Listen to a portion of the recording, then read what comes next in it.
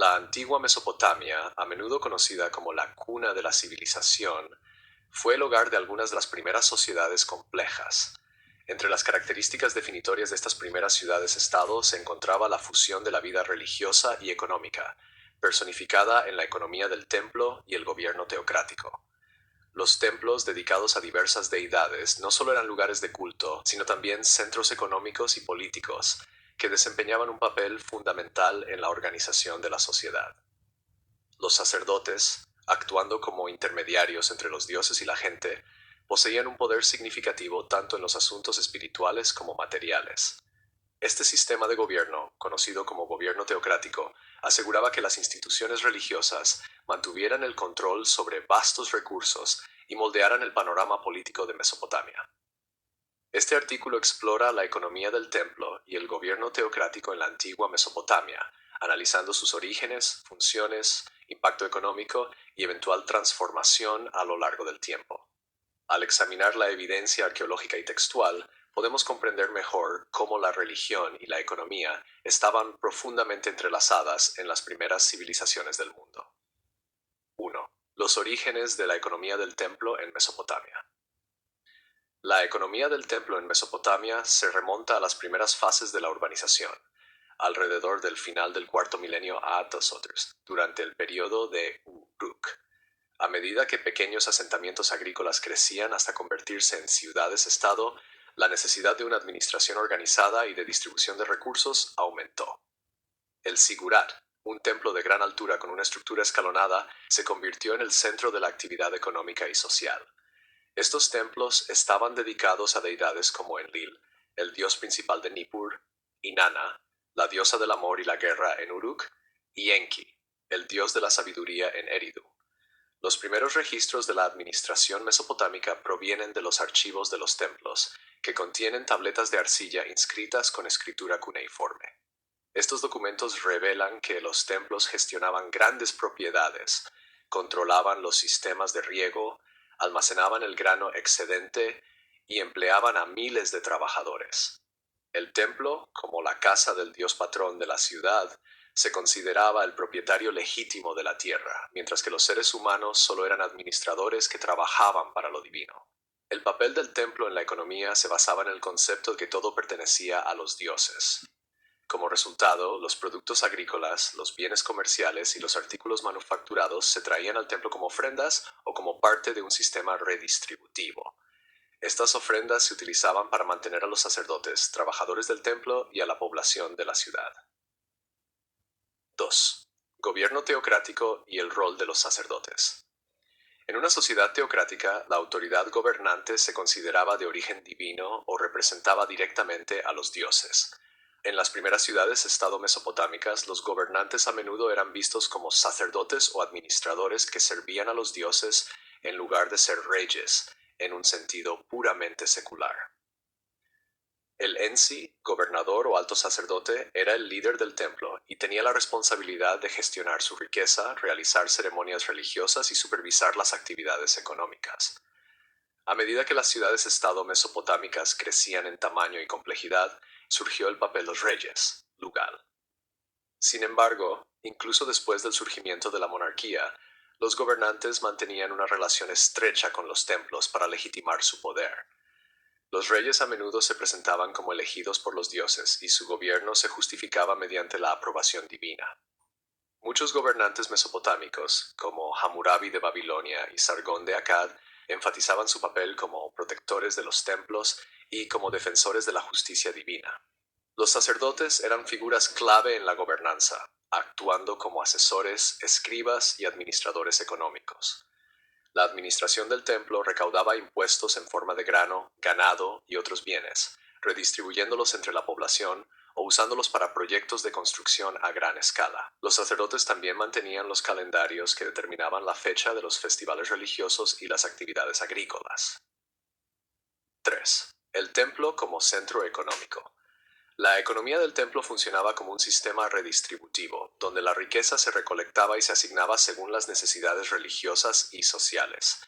El templo empleaba a una vasta fuerza laboral que incluía agricultores, ganaderos, artesanos y escribas.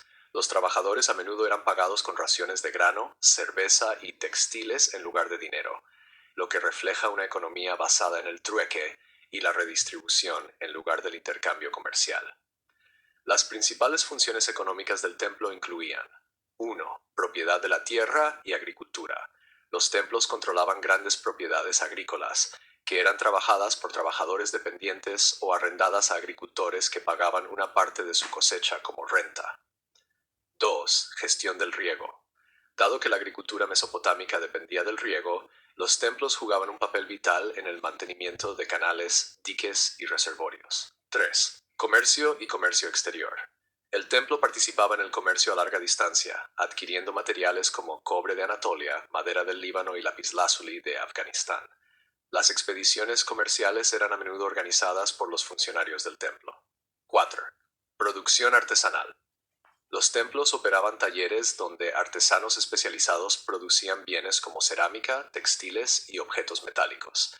Estos bienes se utilizaban para rituales religiosos, se exportaban en el comercio o se distribuían entre los trabajadores. 5. Tributación y almacenamiento.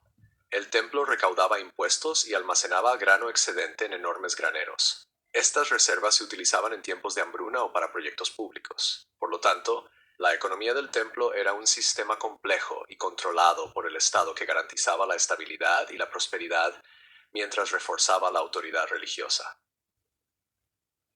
4. Decadencia y transformación de la economía del templo. Aunque los templos siguieron siendo influyentes a lo largo de la historia mesopotámica, su dominio en los asuntos económicos comenzó a declinar con el surgimiento de estructuras políticas más centralizadas. Durante el Imperio Acadio, c. 23334-54 c. Los gobernantes, como Sargón de Akkad, comenzaron a desviar parte del control económico de los templos hacia las administraciones reales. Los reyes comenzaron a designar funcionarios para supervisar los impuestos, el comercio y el trabajo, reduciendo la influencia directa del templo en estos asuntos. Durante la tercera dinastía de Ur, en 2002-2004, los templos todavía jugaban un papel clave en la economía, pero la autoridad real se volvió más pronunciada. El Estado introdujo reformas burocráticas y los registros indican una creciente separación entre las funciones del templo y las del palacio. Bajo el gobierno de Hammurabi, c. 1792 y 1750 Nashkofter, los códigos legales establecieron leyes de propiedad más claras y la actividad económica privada se expandió. Hacia el periodo neobabilónico, c. 626, 539 a Molses, los templos seguían siendo importantes instituciones religiosas, pero habían perdido gran parte de su poder económico en favor de las propiedades reales y los mercaderes privados. La introducción de la moneda y la expansión de las redes comerciales también contribuyeron al declive de la economía tradicional del templo. Sin embargo, los templos aún funcionaban como centros culturales y educativos, preservando el conocimiento y manteniendo las tradiciones religiosas. 5. Legado e influencia en sociedades posteriores. La economía del templo y el gobierno teocrático de Mesopotamia tuvieron un impacto duradero en las civilizaciones posteriores. Elementos del sistema redistributivo influyeron en los modelos económicos del Antiguo Egipto y el Imperio hitita. El concepto del gobierno divino, donde los gobernantes derivaban su legitimidad de los dioses, persistió en diversas formas a lo largo del mundo antiguo, incluso en la ideología imperial persa y romana. El papel del templo como centro administrativo anticipó los sistemas burocráticos posteriores. El uso de pesos, medidas y métodos contables estandarizados que los administradores del templo mesopotámico introdujeron sentó las bases para sistemas económicos más complejos en épocas posteriores. Además, la idea de las instituciones religiosas controlando el poder económico y político continuó en la Edad Media y la época moderna temprana, especialmente en sociedades donde la Iglesia jugaba un papel crucial en el gobierno, como en la Europa medieval.